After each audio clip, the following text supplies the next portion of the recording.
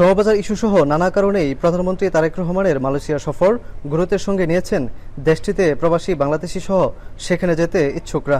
দেশটির রেস্টুরেন্ট, বাগান, কনস্ট্রাকশন সহ নানা সেক্টরে কাজ করা শ্রমিকদের আশা ছিল তাদের নানা বঞ্চনা নিয়ে কথা হবে দুদেশের শীর্ষ নেতার। এছাড়া মালয়েশিয়ায় কর্মসংস্থানের স্বপ্ন দেখা মানুষের দাবি ছিল তাদের অনিশ্চয়তার নিরসনের। এসব বিষয়গুলোই গুরুত্ব দিয়ে মালয়েশিয়ার প্রধানমন্ত্রীর সঙ্গে একান্ত বৈঠক করেছেন তারেক রহমান।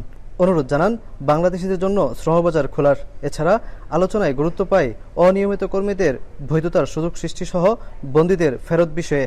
কম টাকার ভিতরে এবং ভালো কোম্পানি, যে কোম্পানির নিজস্ব যে কটা লোক লাগবে এই লোকগুলো যেন আসে, যাতে কোনো প্রতারিত না হয়। বিভিন্ন ধরনের এখানে সমস্যাগুলো তুলে ধরা হয়েছে। প্রবাসীদের যারা অবৈধ আছে কিংবা মালয়েশিয়া নতুন করে কলিং ভিসা নিয়ে এটাও প্রধানমন্ত্রী কথা বলেছেন।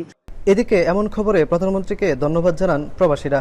বিশেষ করে শ্রমবাজার, বৈধতা কর্মসূচি ও বন্দী বাংলাদেশিদের প্রত্যাবাসন নিয়ে প্রধানমন্ত্রীর উদ্যোগে সন্তোষ প্রকাশ করেন তারা।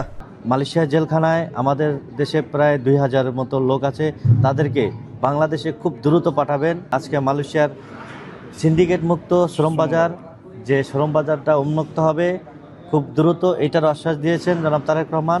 তাকে আমরা মালয়েশিয়া প্রবাসীরা ধন্যবাদ জানাই। বিশ্বকাপ দেখুন বায়োস্কোপ প্লাসে, সব নেটওয়ার্কে, সব ডিভাইসে। তবে আলোচনায় উত্থাপিত বিষয়গুলোর দ্রুত বাস্তবায়নে দুই দেশের সংশ্লিষ্ট কর্তৃপক্ষের মধ্যে কূটনৈতিক তৎপরতা আরও জোরদারের অনুরোধ প্রবাসীদের বহুল কাঙ্ক্ষিত অনিয়মিতদের বৈধতার সুযোগ সৃষ্টি সহ নতুন করে শ্রমবাজার চালুর বিষয়টি নিয়ে আলোচনা হওয়ায় প্রবাসীদের মাঝে উচ্ছ্বাস দেখা গেছে। এছাড়া মুক্ত বাণিজ্য নিয়ে আলোচনা হওয়ায় প্রবাসী ব্যবসায়ীরাও নতুন করে আশার আলো দেখছেন।